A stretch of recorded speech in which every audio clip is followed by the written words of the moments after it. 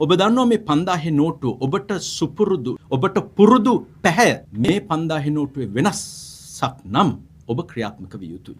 ඔබ කලබල වෙන්න අවශ්‍ය නැහැ. ඔබ පළමුවෙන්ම කළ යුතු මෙහි ඡායාරූපයක් ගැනීමයි. Study abroad in top universities for bachelor's and master's degree. Apply now with ISC Education.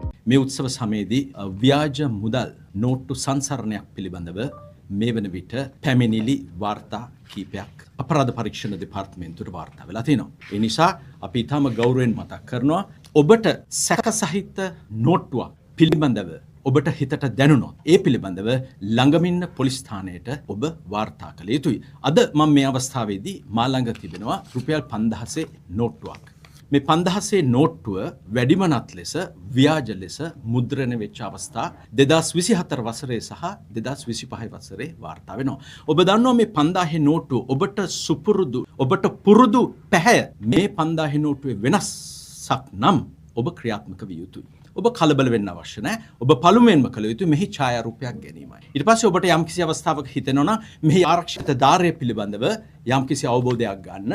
ඊට පස්සේ මේ දිය සලකුණක් තියෙනවා. මෙහි දිය සලකුණ පිළිබඳවත් ඔබට යම්කිසි අවබෝධයක් ගන්නට පුළුවන්. කෙසේ නමුත් අපේ පළමු පණිවිඩය තමයි විශේෂයෙන් සැකසහිත මුදල් නෝට්ටුවක් පැහැය පිළිබඳ ලැබුණොත් ඔබ ක්‍රියාත්මක වෙන්නට ඕනේ.